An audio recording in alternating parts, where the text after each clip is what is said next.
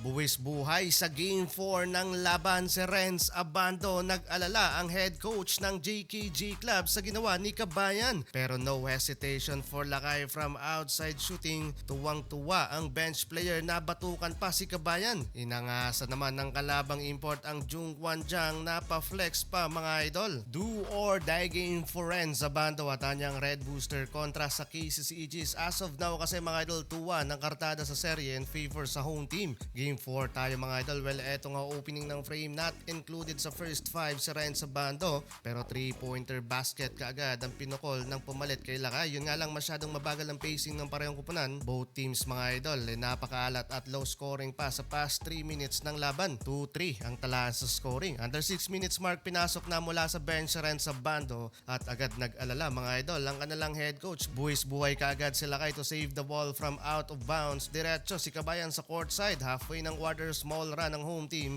6 points lead mga idol. While maagang nag-aangas na ang import ng kalaban, si Renz Abando naman mga idol gustong gumawa na rin ng puntos. Hustle play for Lakay Mintes pero may regular foul na tawag doon ng referee. 4 minutes mark may naka 1-on-1 play naman si Kabayan. Sa step back and fade away ang kalaban kaya Lobo sa double digit ang lead ng home team. Pero bago magtapos ang first quarter nang naipasok ang kanilang backup import, kumanapa ng back-to-back field goal kaya naibaba sa 5 points ang lamang ng KCC Aegis 2015. Second quarter tayo mga idol. Opening kahit kalabaw agad si Renz Abando from defense. Back-to-back rebound for Lakay. Papuntang opensa naman. 5-0 run ang ginawa dyan mga idol ng JKG Club from the 3-point basket pa na Renz Abando. Tabla sa 20 ang talan sa scoring. Counter run naman ng home team. 5 straight points din ang kanilang binawi at nakapag-commit pa ng foul si Kabayan dyan. Hindi lang isa kundi dalawang beses pang nakapag-commit ng foul si Abando kaya balik muna sa bench na may 3 points and 3 boards. Still in control pa rin ang KCC Aegis sa pagtatapos ng first half. 10 puntos ang kalamangan dyan, 35-45. Entering second half, struggle mga idol si Renz Abando sa scoring. Napako mga idol sa 35 points while in rhythm pa rin ang KCC Aegis. 6-0 run, lumobo pa ng lumobo ang kalamangan. Another great play na naman mula kay Choi, step back and perimeter pull-up jumper ng